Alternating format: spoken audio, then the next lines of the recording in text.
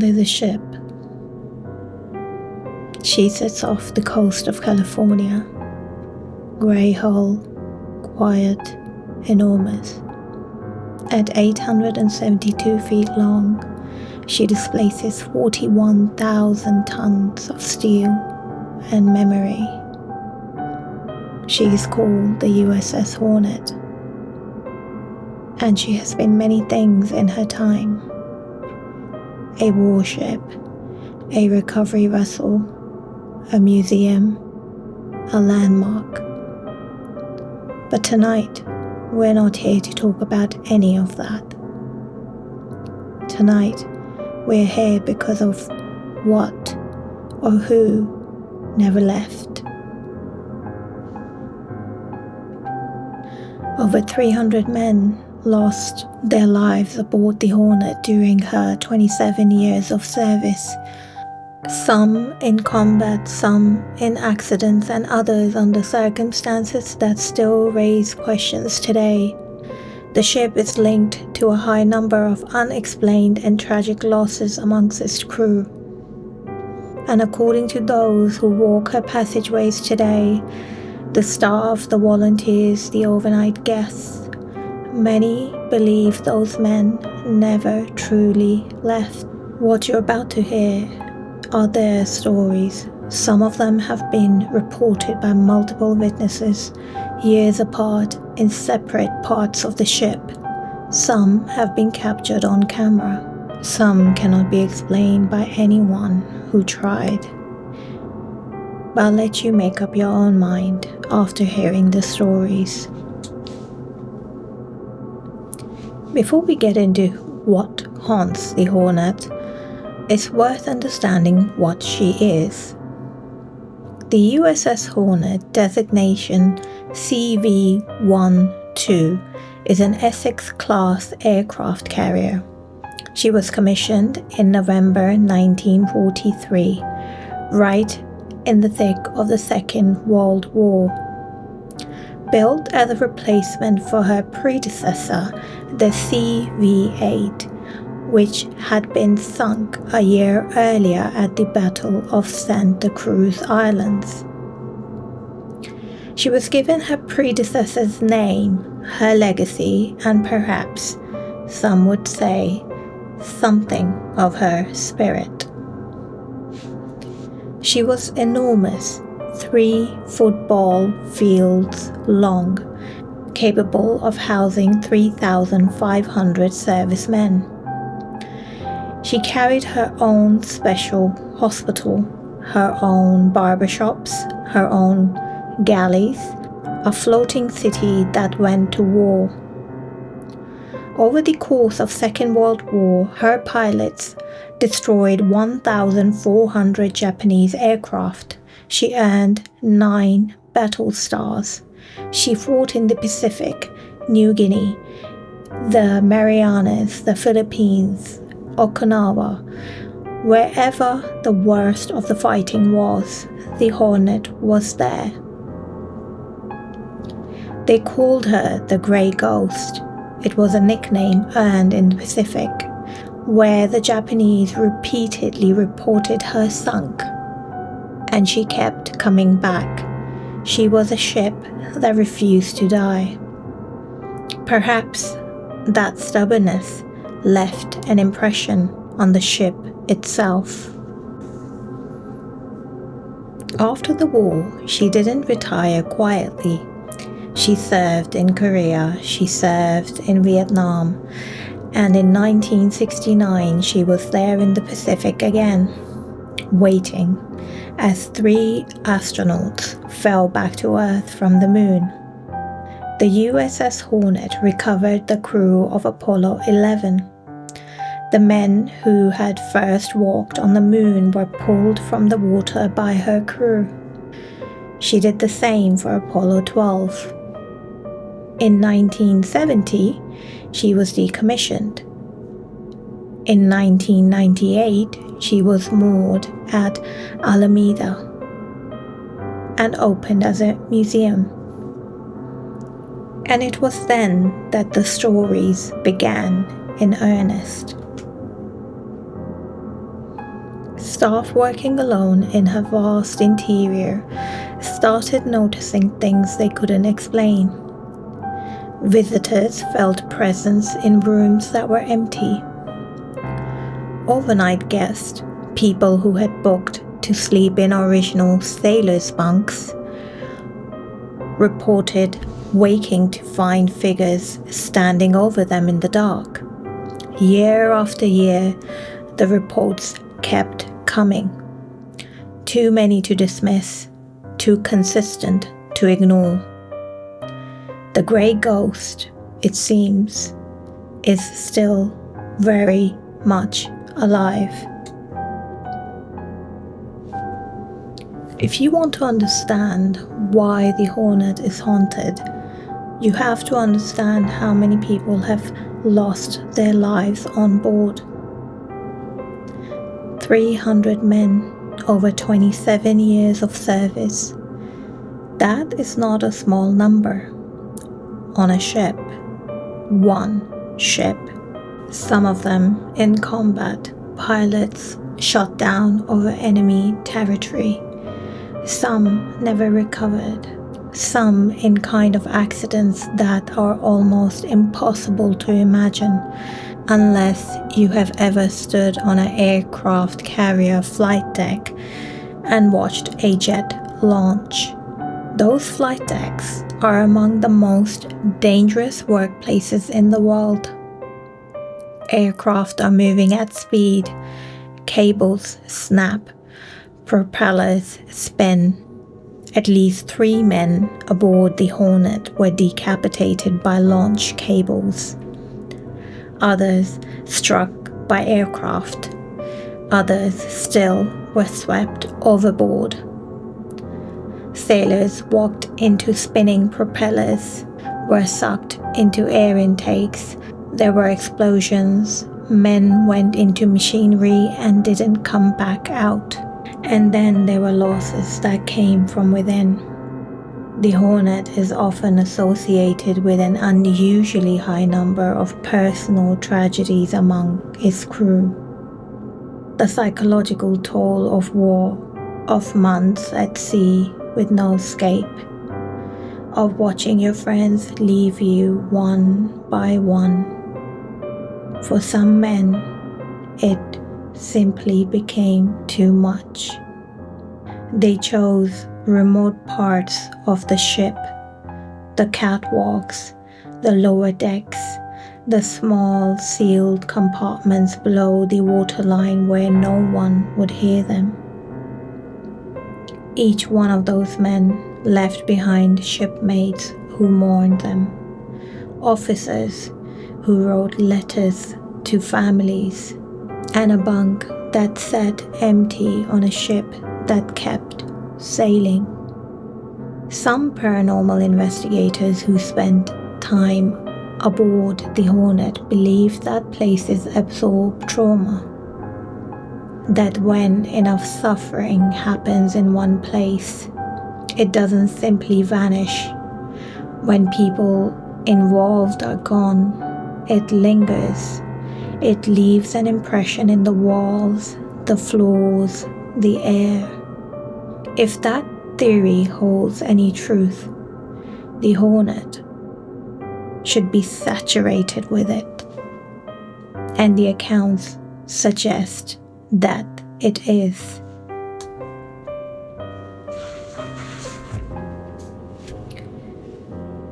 Let's start with one of the most frequently reported apparitions aboard the Hornet, the one that staffs and volunteers have given a name.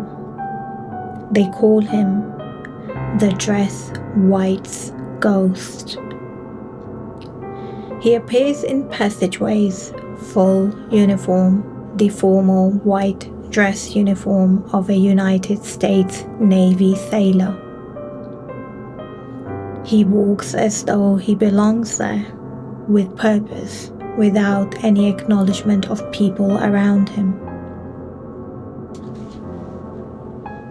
In February 2009, a volunteer from US Coast Guard was working aboard the ship.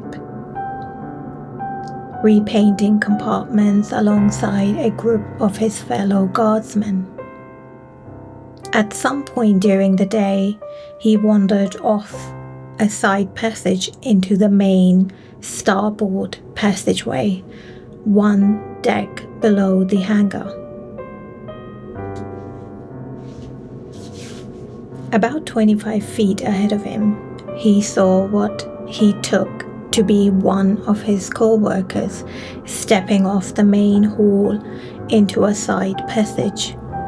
He called out to him. The figure kept walking, didn't turn, didn't slow down. When the volunteer reached the side passage the figure had turned into, there was a chain blocking the entrance. The compartment beyond it was empty. Later, he found the co-worker he thought he'd seen earlier. He told him he had called out to him in the passageway. The co-worker told him that he hadn't left the room that they were painting, not for nearly an hour. When he mentioned the sighting to the Hornet staff member, she nodded, unsurprised. She told him what he had seen had a name: the Dress White's Ghost. He has been seen by multiple people in different parts of the ship over many years. He never interacts. He never acknowledges the people he passes. He just walks, still on duty, it seems. Still reporting for a shift that ended decades ago. There is something about that image that I find more unsettling than almost anything else people have reported from this ship. Not a screaming ghost, not a slamming door, just a man in a white uniform walking with purpose through the corridors he no longer belongs to, going somewhere that no longer exists. If the Hornet has a heart, a spiritual center of its haunting, most people who have spent time there will point you towards the sick bay.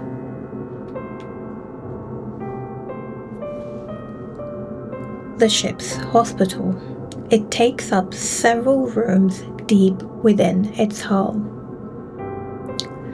and it's been restored to look exactly as it did in the 1940s. Typewriters, rotary phones, vintage medic helmets. In one of the operating rooms, an actual X-ray still hangs on the wall, with a skull and a rib cage. The only light in the room is coming from a single surgical lamp pointing at the empty operating table. Even during the day in full lighting, it is profoundly unsettling. At night, it has reduced grown adults to refusing to continue. A volunteer named Mike, a man who described himself as a confirmed skeptic before he started working in the Hornet, had his experience in one of the old operating rooms. He walked in during a routine inspection. He got about halfway across the room and then he stopped. Not because anything grabbed him and not because he saw anything, but because his body simply wouldn't go any further. His legs would not carry him forward. Some deeply weird part of his nervous system refused to move. He stood there. He tried to push through it. He couldn't. He backed out of the room and stood in the corridor for a while before moving on. "I don't know what it was," he said afterwards. "I can't explain it. but I couldn't move forward. He's not alone. Multiple visitors have reported the same sensation in the sick bay, particularly in the operating theatre. A resistance, an invisible pressure, as though the air itself is telling you not to come any further. And then there's the photograph. A visitor came aboard on the 4th of July 2006, a group trip. They photographed everything, the usual tour routes, the exhibits, the restored compartments. When they reached the medical wing, they took a photograph of one of the rooms. At the time, they noted the chair in the frame was empty.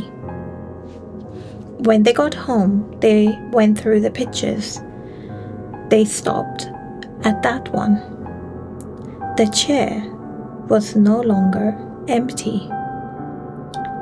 Sitting in it, visible to everybody they showed the picture to, was a figure in what appeared to be a vintage pilot's helmet, strapped down, head slightly forward.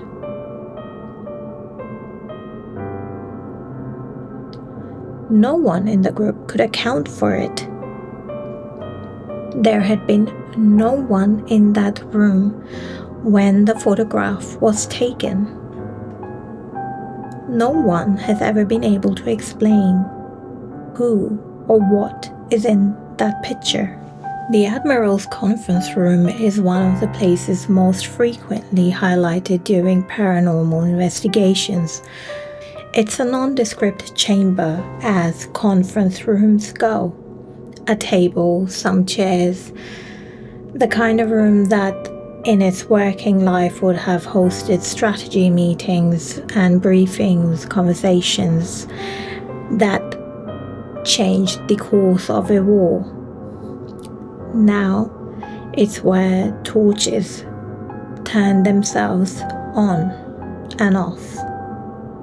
This is one of the phenomena that volunteers demonstrate regularly for visitors. They take a torch, a new torch with fresh batteries, turn it off, and set it on the table, and they wait. Almost without fail, it turns on. Paranormal investigator Steve Jackson, who has spent extensive time aboard the Hornet, sets up a pair of torches in the room and asks questions. The torches flicker in response, on for yes, off for no. He is meticulous about checking for rational explanations. Loose battery caps, interference, vibrations. He says, none of them hold up here. We tried to find logic at first, he said, before we say something is unexplained. In the Admiral's conference room, he says, logic runs out fairly quickly. One evening, Jackson was in the break room with his daughter when they heard a voice, clear, distinct, someone calling out, I am here.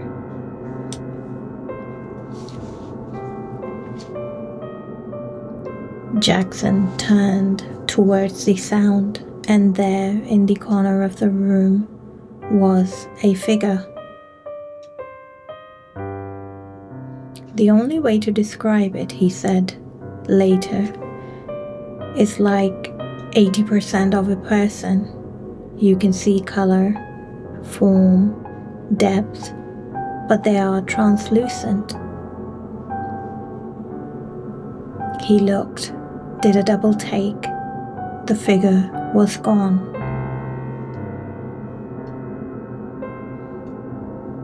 He asked his daughter to describe what she had seen. She described it exactly. Same detail, same impression, the same 80% of a man who wasn't entirely there. Once in one of the berthing compartments, he saw, he says, half a person. The lower half. No torso, no head, just legs, moving with deliberate motion of someone making a bed, placing pillows on a mattress, carrying out some domestic act from decades ago.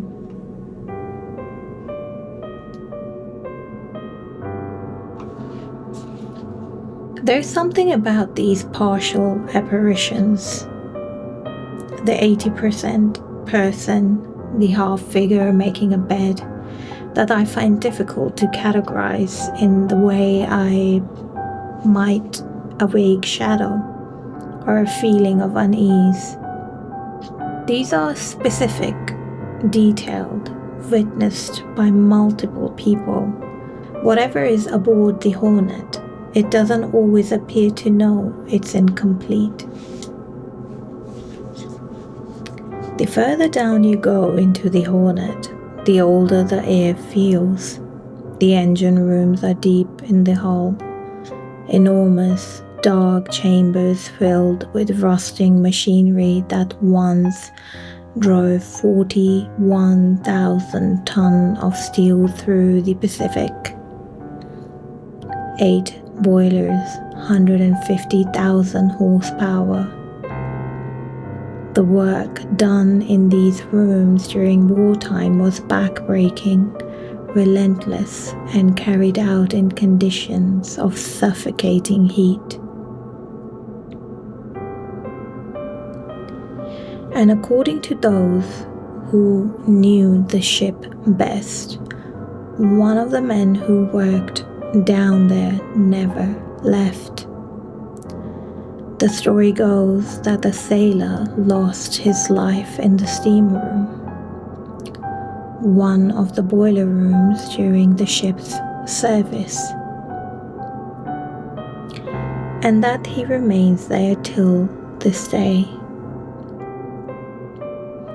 Not because he's refusing to go, but because he doesn't know he's dead.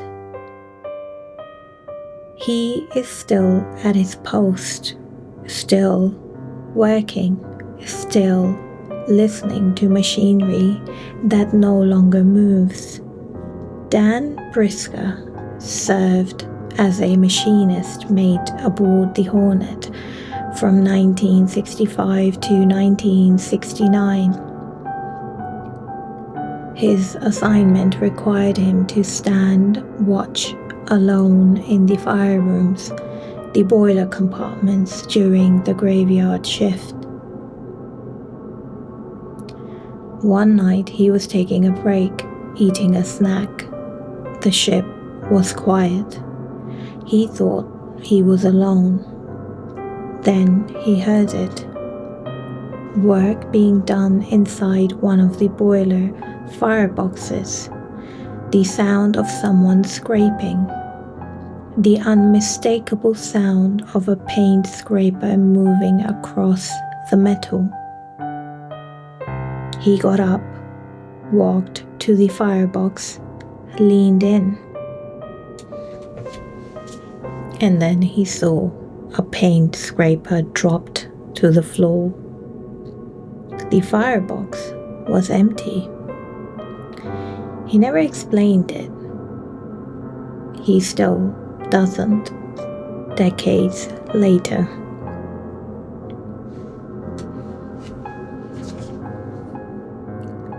Similar reports come from the engine rooms more broadly. Visitors and staff hear the sounds of work, of machinery being operated, of tools being used in rooms that have been sealed since the ship was decommissioned. Switches flip in control rooms, knobs turn, as though someone is still going through the motions of running the ship that stopped over 50 years ago. Down here below the waterline, the Hornet's ghost seemed less like an echo and more like routine. Just men doing their jobs in the dark, in the deep, waiting for orders that will never come.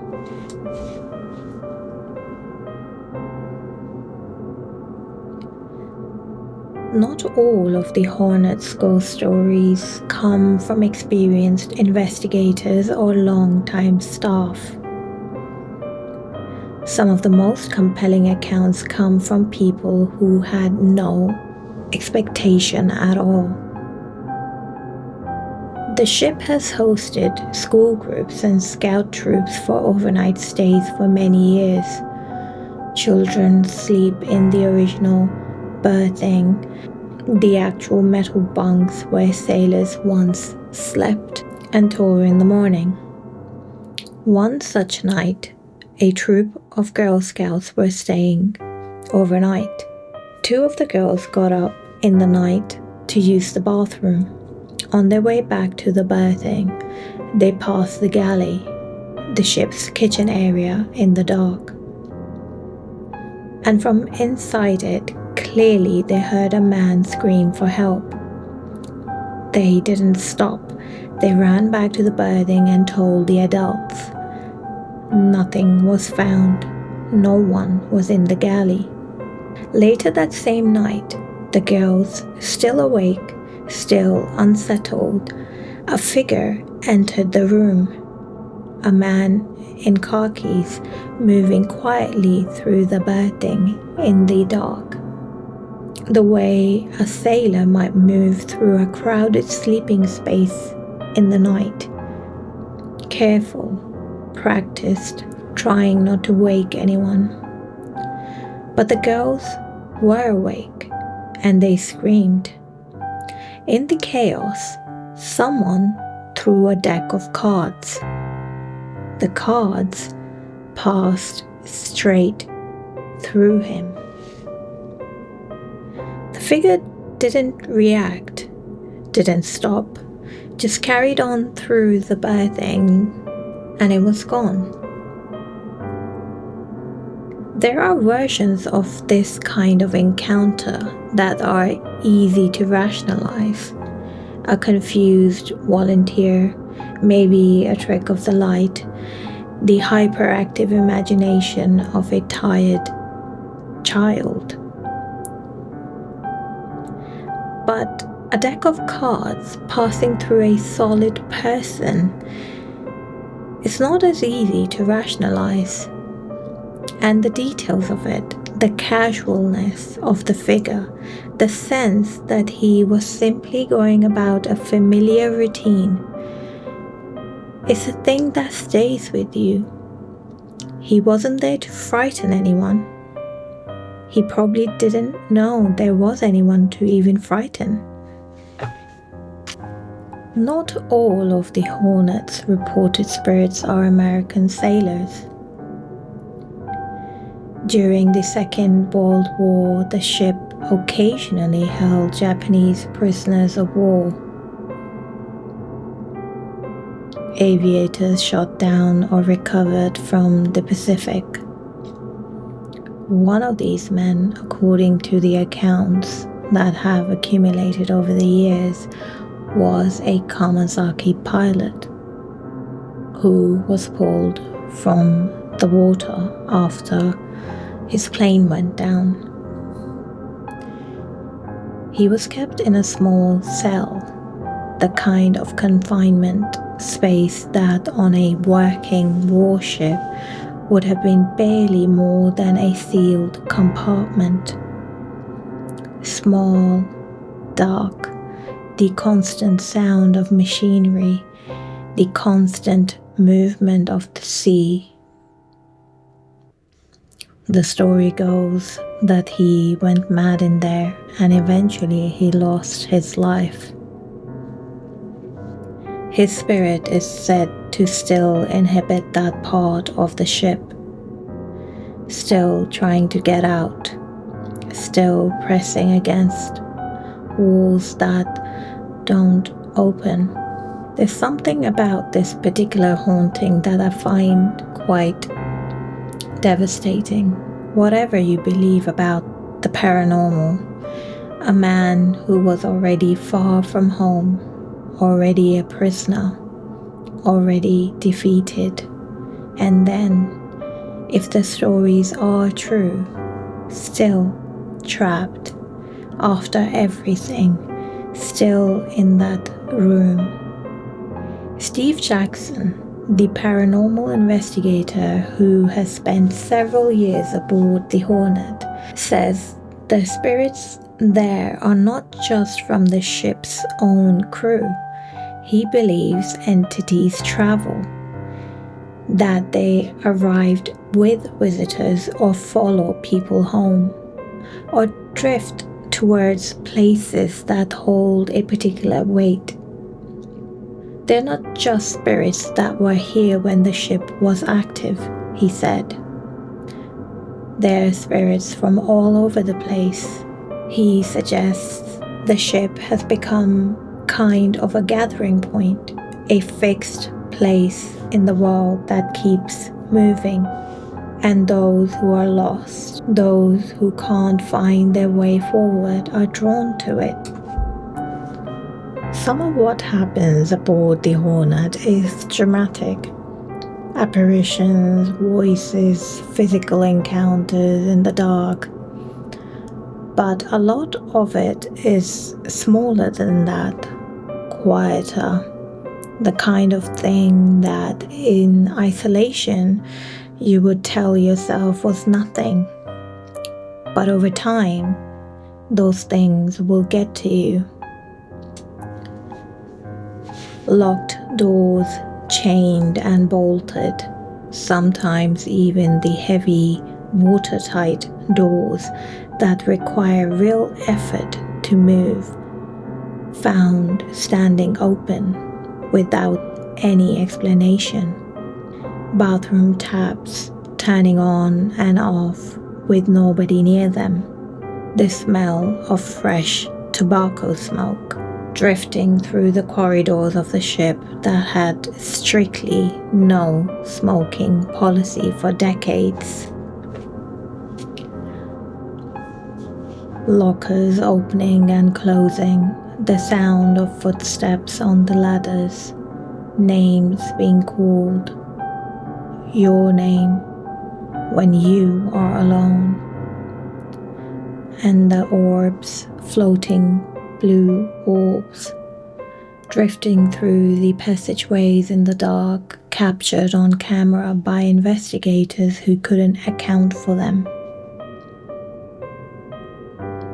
A family on a private tour videotaped their entire visit.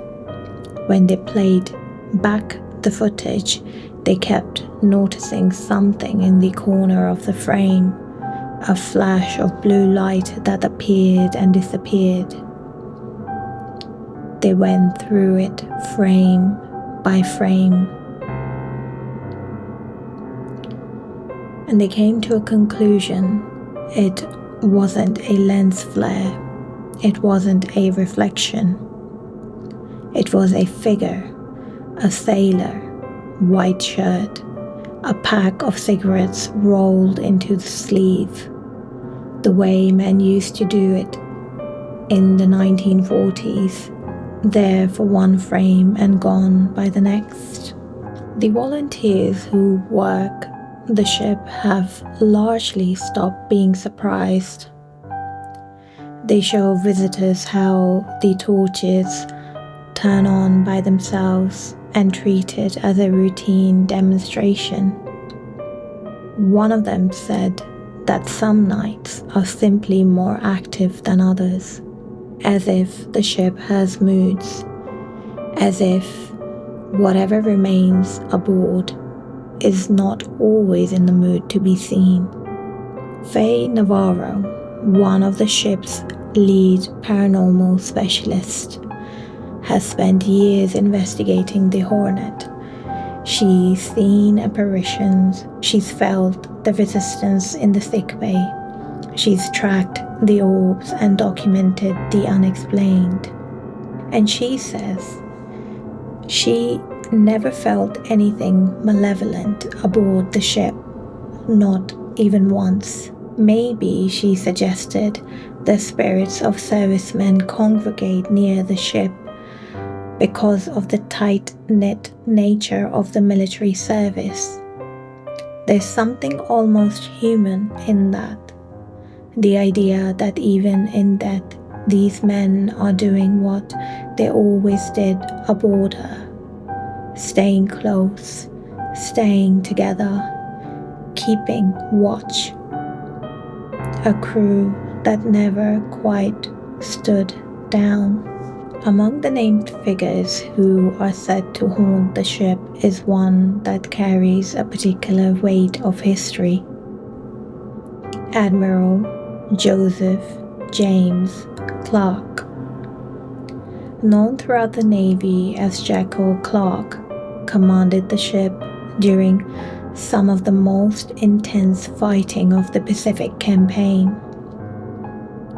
He was there for the Mariana Turkey Shoot, for the battles of the Philippines, for the Kamazaki attacks near Okinawa. He drove the ship hard, he drove his crew hard, and he left an impression on the vessel that, by some accounts, outlasted even his death.